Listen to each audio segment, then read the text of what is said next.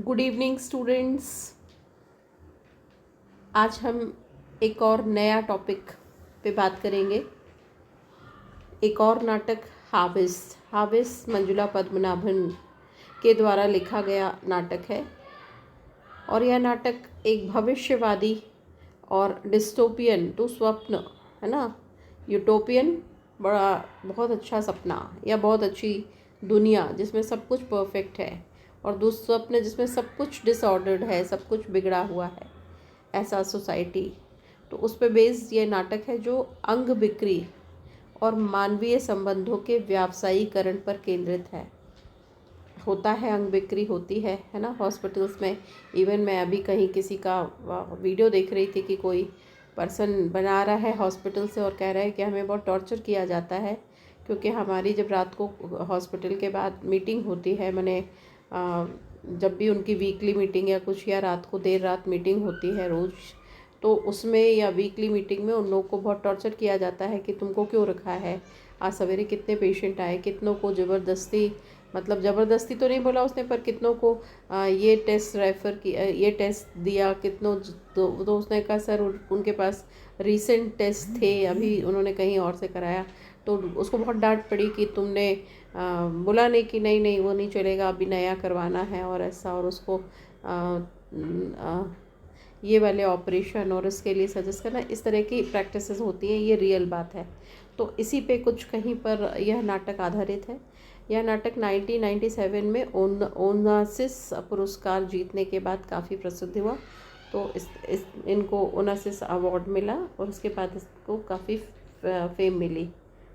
सबसे पहले हम यहाँ पे कैरेक्टर्स देखेंगे कि कैरेक्टर्स क्या हैं। तो इसमें ओम प्रकाश है, उसकी वाइफ जया है और उनकी ओम प्रकाश की माँ है और ओम प्रकाश का छोटा भाई जीतू है और गिन्नी है और गार्ड्स और एजेंट्स हैं। ओम प्रकाश के बारे में पहले जान लेते हैं कि ओम प्रकाश कौन है। तो ये नाटक का मुख्य पात्र है, मेल प्रोटैगनिस्ट है एंड परिवार का एकमात्र कमाने वाला व्यक्ति है।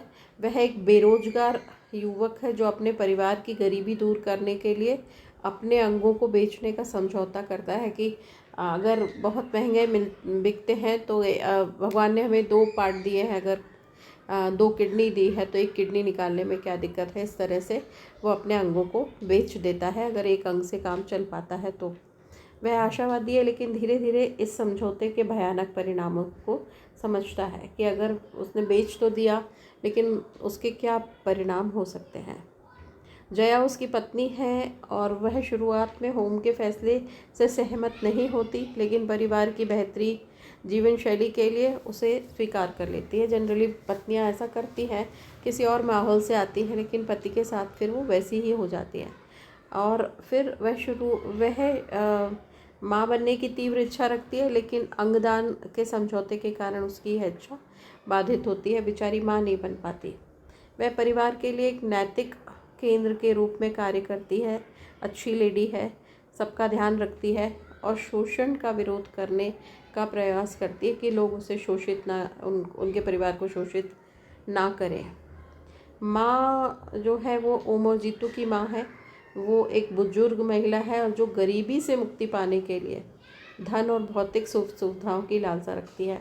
गरीबी देखी है इसलिए उसको लगता है कि परिवार में धन होना चाहिए, भौतिक सुख सुविधाएं होना चाहिए, और वह अक्सर अपने छोटे बेटे जीतू के पेशे के कारण उसे नीचा दिखाती है क्योंकि जीतू बहुत गलत काम करता है। जीतू क्या करता है, वो ओम का छोटा भाई है और वह एक वेश्या है, पुरुष वेश्या है, प्रॉस्टिट्यूट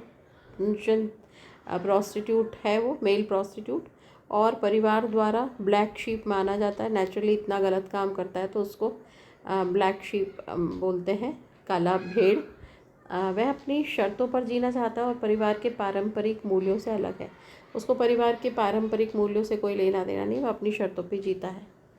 नाटक के अंत में उसे गलती से अंगदान के लिए ले जाया जाता है। नाटक के अंत में धोखे से उसको अंगदान के लिए ले जाया जाता है और उसकी आंखें निकाल ली जाती हैं, जिससे वह बुरी तरह टूट जाता है और आखिर में उसको बहुत तकलीफ़ होती है और वह अंदर से टूट जाता है।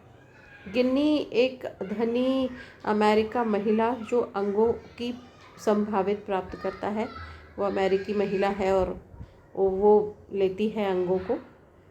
वह वीडियो फ़ोन के माध्यम से ओम और उसके परिवार पर नज़र रखती है और उन्हें नीचा दिखाती है। क्यों? क्योंकि वह अमीर पश्चिमी देशों का प्रतिनिधित्व करती है। वो उनको रिप्रेजेंट करती है, वेस्टर्न कंट्रीज़ को, जो विकासशील देशों के संसाधनों। तो विकासशील देश कौन से हैं? जो भी विकासशील देश हैं वो डेवलप्ड कंट्रीज़ जो है अमेरिका या वेस्टर्न कंट्रीज़, वो डेवलपिंग कंट्री के साथ में जिस तरह से मिसबिहेव करती हैं, तो ये लेडी उनको रिप्रेजेंट कर रही है। और ये देश विकासशील देशों के संसाधनों का शोषण करते हैं। उनको लगता है कि यहाँ से इजीली ये सब काम मिल जाता है, ऐसी चीज़ें मिलती हैं, तो ऐसे देशों से को एक्सप्लॉइट करते हैं, उसका फ़ायदा उठाते हैं। गार्ड्स और एजेंट्स हैं, ये इंटरप्लांटा सर्विसेज के प्रतिनिधि हैं। इंटरप्लांटा एक कंपनी है, उसके ये बहुत सारे इसमें गार्ड्स हैं और एजेंट्स हैं। वे कमांडो जैसे पात्र हैं जो परिवार पर नियंत्रण बनाए रखते हैं। मतलब कि लोगों को कंट्रोल करना, है ना, दादागिरी दिखाना कह सकते हैं, और यह सुनिश्चित करते हैं कि समझौता लागू हो। वे सत्ता और नियम के क्रूर अमानवीय चेहरे का प्रतिनिधित्व करते हैं। ऑफ कोर्स बड़े क्रूअल जो बीइंग्स हैं वो हैं ये गार्ड, और ख़ास तौर पे जो एजेंट्स हैं। जैसा अभी हमने कोलकाता में वो डॉक्टर लेडी का रेप और डेथ देखी, तो कोई ना कोई इस तरह के लोग उसके पीछे हैं। स्टोरी देखते हैं। स्टोरी में क्या है, सारांश क्या है? तो सबसे पहले मंजुला पद्मनाभन की स्टोरी हार्वेस्ट एक गरीब भारतीय परिवार की कहानी है जो गरीबी से बाहर निकलने के लिए एक भयावह फॉस्टियन कॉन्ट्रैक्ट में प्रवेश करता है।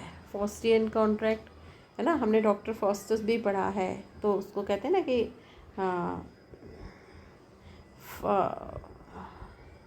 क्या बोलते हैं उसको, कि अभी बिल्कुल याद नहीं आ रहा। तो मतलब Faustus is very negative term, Faustus monster है ना, तो मॉन्स्टर फ्रैंकेनस्टाइन मॉन्स्टर है ना, डॉक्टर फॉस्टस, ये बड़ी नेगेटिव स्टोरीज़ हैं। डॉक्टर फॉस्टस भी बहुत मार्लो की बहुत ही ज़्यादा नेगेटिव। फिर फ्रैंकेनस्टाइन मॉन्स्टर, मतलब कि ये एक तरह का फ्रेज़ भी है कि हमारे ही द्वारा क्रिएट किया गया प्रॉब्लम इज़ फ्रैंकेनस्टाइन मॉन्स्टर। तो इसी तरह से फॉस्टियन कॉन्ट्रैक्ट, मतलब कि जैसा डॉक्टर फॉस्टस में दिखाया गया है, वो भी एक इसी तरह की कहानी है, तो उससे इस फ्रेज़ का मतलब है। तो ये उसमें प्रवेश करता है, और यह नाटक भविष्य के मुंबई 2010 में सेट है। मतलब ये स्टोरी में ऐसा दिखा रहा है कि 2010 में है, जहाँ अंगदान एक बड़ा अंतर्राष्ट्रीय व्यापार बन गया, आज भी है ना। आपको भी मालूम होगा कि ऑर्गन ट्रैफिकिंग होती है, लोग झूठ बोल के बहुत बहुत महंगे ऑर्गन्स बेचे जाते हैं, खरीदे जाते हैं। नाटक का मुख्य पात्र ओम प्रकाश एक बेरोजगार भारतीय युवक है जो अपने परिवार, माँ और पत्नी जया की गरीबी दूर करने के लिए इंटरप्लांटा सर्विसेज नामक एक विदेशी कंपनी है ना। इंटरप्लांटा सर्विसेज एक विदेशी कंपनी है, इंटरप्लांटा सर्विसेज। तो वो कंपनी के साथ एक समझौता करता है। इस समझौते के तहत वह अपने शरीर के अंगों को भविष्य में दान करने के लिए तैयार हो जाता है कि जब भविष्य में ज़रूरत पड़ेगी तो तुम अपने शरीर के अंगों को दान कर दोगे, जिसके बदले में उसे और उसके परिवार को शानदार भौतिक सुख सुविधाएं मिलती हैं। एक वातानुकूलित कमरा, एसी रूम मिलता है, स्वादिष्ट भोजन और ढेर सारा पैसा मिलता है। तो बेचारा अपनी बॉडी से अपने ऑर्गन्स लेने तैयार हो जाता है। यह समझौता एक तरफा है। इंटरप्लांटा और अंग प्राप्त करने वाले रिसीवर ओम के स्वास्थ्य को बनाए रखने के लिए, क्योंकि उसका ध्यान रखेंगे तभी ऑर्गन्स भी हेल्दी रहेंगे, तो उसका ध्यान रखने के लिए, उसे हेल्दी रखने के लिए जीवन को सख्ती से नियंत्रित करते हैं कि ओवरवेट ना हो, उसको कोई डिजीज़ ना हो, उसके सारे इंटरनल ऑर्गन्स हेल्दी हो, इस तरह से उसके सारे ऑर्गन्स, पूरी बॉडी हेल्दी हो, इस तरह से उसको कंट्रोल किया जाता है। वे अपने एक कमरे के घर में वीडियो डिवाइस के माध्यम से उन पर लगातार नज़र रखते हैं। और आजकल मालूम है 1984 जॉर्ज ऑरवेल की स्टोरी में भी कुछ इस तरह की ही बातें हैं, है ना। सेम ऑलमोस्ट सेम थीम है कि भाई कंट्रोल होता है, गवर्नमेंट का कंट्रोल है। यहाँ वीडियो डिवाइस की जगह इन लोगों का कंट्रोल है। गिन्नी नाम की एक अमीर अमेरिकी महिला जो अंगों की संभावित प्राप्त करता है, नियमित रूप से वीडियो कॉल के माध्यम से उनसे बात करती है और उन्हें नीचा दिखाती है। वो बहुत रूडली बात करती है गिन्नी, और इनसे वीडियो कॉल करती है ताकि देख पाए। उसको वॉक जाना है तो जाना है, उसको योगा करना है तो करना है, उसको इतना ही डाइट चाहिए तो चाहिए, उसका मन हो या ना हो उसको ये खाना ही खाना है, उसका मन हो तो उसको यह नहीं खाना है, मीठा नहीं खाना है, इस तरह का कुछ भी पूरा कंट्रोल है। और वो बात करती है और वो हमेशा उसको बिलिटल करती है, नीचा दिखाने की कोशिश करती है, नीचा दिखाती है इनफैक्ट। जैसे जैसे नाटक आगे बढ़ता है, परिवार भौतिक सुख सुविधाओं का आदी हो जाता है। अब उनको वो लत लग गई है, वो उससे कम में रह नहीं सकते। लेकिन सामाजिक अलगाव और निगम द्वारा लगाए गए नियमों का पालन करने की कीमत उन्हें चुकानी पड़ती है। सोसाइटी उनको एक्सेप्ट नहीं करती है। सोसाइटी को उनके बॉडी लैंग्वेज और बातों से समझ में आ जाता है, और इस तरह से लोग उनसे कट ऑफ होने लगते हैं, और उनको ये सब सहना पड़ता है। उन्हें पता चलता है कि यह समझौता उनके जीवन पर पूरा नियंत्रण है।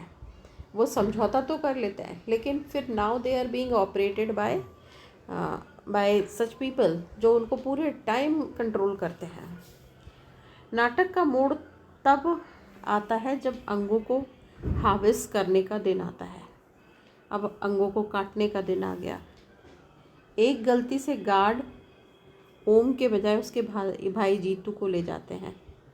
अब वहाँ जब अंगों को हार्वेस्ट करना है तो वो धोखे से उनके भाई को ले जाते हैं। जीतू जो परिवार का ब्लैक शीप माना जाता है और एक पुरुष वेश्या के रूप में काम करता है, को अंततः परिवार के पास वापस कर दिया जाता है। जीतू पुरुष वेश्या है, मेल प्रोस्टिट्यूट है ना, और उसको फिर जो भी उसका ऑर्गन्स निकाल के उसकी आंखें निकाल ली गई होती हैं, जिससे वह अंधा हो जाता है और पूरी तरह से टूट जाता है, और उसको धोखे से उसको ले जाया जाता है, जबकि ले जाना है ओम को, लेकिन जीतू को ले जाते हैं और उसकी आंखें निकाल लेते हैं। अब जीतू अंधा है। नाटक मानव शरीर के व्यावसायीकरण, नव उपनिवेशवाद, है ना, तो ये जो अब धंधा चल गया है ऑर्गन्स का, ट्रैफिकिंग का, बेचने का, वो दिखाया गया इस नाटक में। और नव उपनिवेशवाद, और जितना नए नए तरह के इंफ्रास्ट्रक्चर इसमें उसमें पैसा लगाया जा रहा है। फिर गरीबी का शोषण, सबसे ज़्यादा गरीब ही पिसते हैं इसमें। और आधुनिक दुनिया में मानवीय संबंधों की लेन देन प्रकृति, और अभी संबंध ऑलमोस्ट सभी जो आप देख रहे हो दुनिया, वो ख़त्म से है संबंध। तो मानवीय संबंधों की लेन देन प्रकृति की पड़ताल करता है। यह एक ऐसे समाज का मार्मिक चित्रण प्रस्तुत करता है जो नैतिक और आध्यात्मिक मूल्यों से रहित है। और ये कुल मिलाकर एक ऐसे समाज को दिखाता है। मंजुला पद्मनाभन ने एक ऐसे समाज का मार्मिक, ये तो हम एक ड्रॉप भी नहीं पढ़ रहे हैं ओशन की, लेकिन हाँ हमको इससे समझ में आता है कि ये बड़ा ही इमोशनल डिपिक्शन है, और जो नैतिक और आध्यात्मिक मूल्यों से रहित है, जहाँ नैतिकता और आध्यात्मिकता के लिए कोई जगह नहीं है, ऐसा समाज है ना। इसकी थीम्स जो हैं वो मानव शरीर का व्यावसायीकरण, कि शरीर ही बिक रहा है। नाटक का केंद्रीय विषय अंगों के व्यापार के माध्यम से मानव शरीर को एक वस्तु में बदलना, कि आपके पास ये सामान है तो उसमें से इसको काट के उसकी केयर करना, उसको बढ़ाना और उसको काट लेना, इस तरह का कुछ मतलब मानव शरीर एक वस्तु की तरह उसको ट्रीट किया जाता है। नव उपनिवेशवाद और शोषण, यह दिखाता है कि कैसे पश्चिमी देश अपनी आर्थिक शक्ति का उपयोग करके, भाई डेवलप्ड कंट्रीज़ के पास बहुत पैसा है, तो कैसे अपने पैसे का उपयोग करके विकासशील देशों कि गरीबों का शोषण करते हैं, आज भी होता है ना, कि आज भी बाहर फॉरेन ले जाकर उनको एक्सप्लॉइट करना, उनको सेल करना। अभी रिसेंट जो कपल हनीमून के लिए गया था, तो हनीमूनर के साथ क्या हुआ हमें पता है। तो ये बड़ा ही बहुत ही black side of the coin है, और जो इस सच को हमें एक्सेप्ट करना पड़ेगा। बहुत ही टेरिफिक और टेरेबल लाइफ, कहीं ना कहीं ये पार्ट भी लाइफ का है।